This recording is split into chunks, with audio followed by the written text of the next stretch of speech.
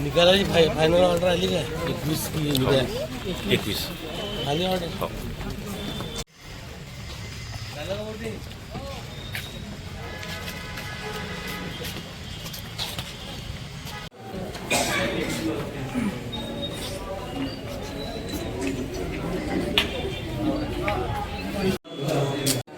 आकाश पांडुरंग कुलकर 553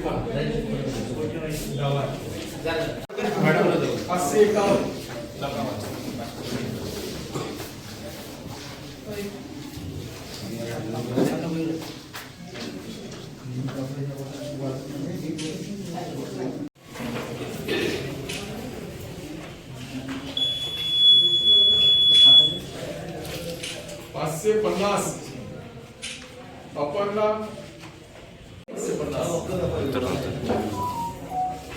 552 कुलकर सागर पांडुरंग कुलकर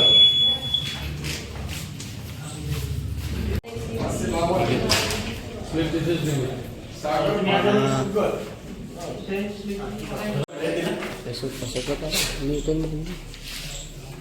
आपल्याला काय काम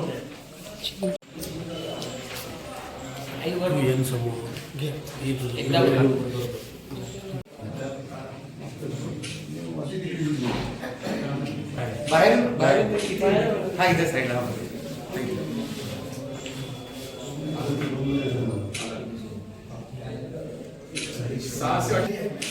प्रदीप पांडव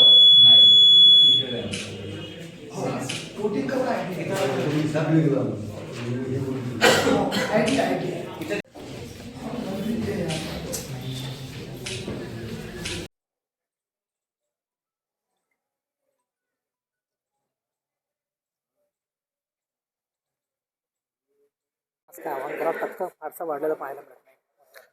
मतदारांना मी हेच आवाहन करणार आहे की आज आपल्याला मिळालेला सर्वात मोठा अधिकार हा वापरायची वेळ आज आपली आलेली आहे. आज मतदान आहे. आपण सर्वांनी मतदानाचा हक्क बजवायला पाहिजे आणि विशेष करून हे डोळ्यासमोर ठेवून करायला पाहिजे की आपण कोणत्या उमेदवाराला मतदान करतोय. अशाच मतदाराला मतदान करा जो सक्षम आहे, जो आपल्या प्रती समर्पित आहे, त्याच्या मनामध्ये सेवेचा भाव आहे आणि खऱ्या अर्थानं आपला विकास करण्याचं त्याला विजन आहे. अशा व्यक्तीला त्यांनी मतदान करावं. मतदानाचा टक्का अजूनही फार असा वाढलेला नाही, तरी सर्व मतदारांना मी विनंती करेल की थोडं वैयक्तिक आपले कामं बाजूला ठेवा. लग्नांची आज तिथी दाट आहे, तर या तिथीमध्ये लग्नांना जायच्या पूर्वी आपण सगळ्यांनी मतदान करावं ही मी सर्व मतदारांना विनंती करतो. बुलढाण्यामध्ये बोगस मतदार या ठिकाणी आढळून आले. विजयराज शिंदे यांनी मागणी केली की बुलढाण्यातील काही प्रभागातलं मतदान निवडणूक प्रक्रिया रद्द करावी.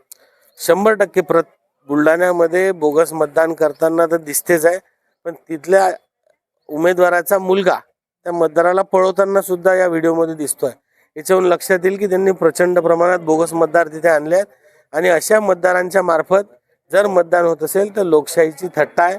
आणि म्हणून कृपया करून या कलेक्टर ऑफिसने, इलेक्शन कमिशनने, पोलीस विभागाने अत्यंत कडक कागदपत्रांची तपासणी झाल्याशिवाय मतदान करू देऊ नये आणि जिथे बोगस मतदान झालं असेल ते मतदान थांबवावं ही आमची सुद्धा विनंती.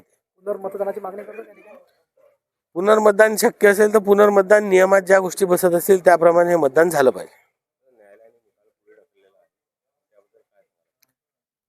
न्यायालयाचा मान सर्वच जण आपण ठेवत असतो, पण अडचण अशी झाली आहे की न्यायालयाने जर नुसतं विड्रॉलसाठी 20 दिवस ही निवडणूक पुढे ढकलली आहे.